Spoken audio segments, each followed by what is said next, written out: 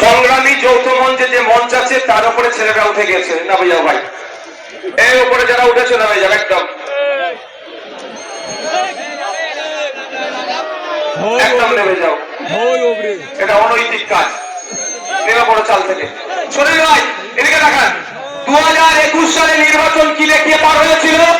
BJP বলেছিল SIR করে তাড়িয়ে দেবো, বিজেপি বলেছে এনআরসি সিএ করে তাড়িয়ে দেবো। আজ মমতা ব্যানার্জি দলেরা কি বলেছিল? যে তাড়াতে পারবে না, আমরা আছি। এখন বলুন, এই 2026-এ নির্বাচন আসছে, এসআইআর করে ভোটাধিকার কেড়ে দেবো গল্প শোনাচ্ছে শুভেন্দু অধিকারী, আর মমতা ব্যানার্জি ফিক ফিক করে এসে বলছে আমি থাকতে এসআইআর হতে দেবো না। অলরেডি কাগজ নিয়ে আপনাকে আমাকে ছুটাছুটি করতে হচ্ছে, আমার নামও নোটিশ এসে গিয়েছে। নোবেল জয়ী বিখ্যাত মানুষ অবস্থ সেন্সারের নামে অপদস্থ কমিশন নোটিশ পাঠিয়েছে এই বিজেপি তৃণমূলের পাল্লায় করে। শুধু তাই নয়, স্বাধীনতা সংগ্রামী, মুক্তিযোদ্ধা, বীর, ভারতবর্ষের অন্যতম শ্রেষ্ঠ আইকনিক ব্যক্তি, তার নাম নেতাজি সুভাষচন্দ্র বোস, নেতাজি সুভাষচন্দ্র স্যারের পরিবারকেও এই নোটিশ পাঠিয়েছে। আপনাদের বলবো, 2026-এর বৈতরণী পার করার জন্য তৃণমূল আর বিজেপি এসআইআর নামক এই সমস্যাটার অবতরণ করেছে।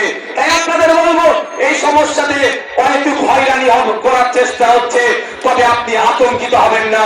দিন দেওয়ানে বলেছিলাম স্বচ্ছ এসআইআর করবে, সহযোগিতা করব। আজকেও বলছি স্বচ্ছ এসআইআর মিস ভোটার লিস্ট স্বচ্ছ হোক, মৃত ভোটারের নাম বাদ যাবে, একাধিক জায়গায় ভোটার লিস্টে নাম উঠেছে বাদ যাবে, যার অস্তিত্ব নেই সেই ভোটারের নাম বাদ যাবে, প্রয়োজন আমরা সহযোগিতা করব। কিন্তু স্বচ্ছতার নামে নির্বাচন কমিশন যে অনেক হয়রানি করছে, এর জবাব দেওয়ার জন্য প্রশ্ন করেছিলাম আমরা নির্বাচন কমিশনে। শুধু তাই নয়, আপনাদের এই অবস্থান সিদ্ধ করে কানচিহ্ন নেতা সুপ্রিম কোর্টে গিয়ে আপনাদের জন্য মামলা করেছে।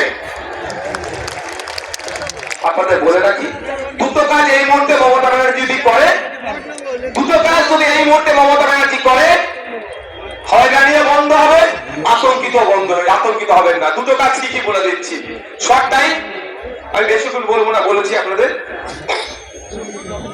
প্রথম কাজ হচ্ছে ওয়ান পার্টি মিটিং ডাকা। Mamata Banerjee one party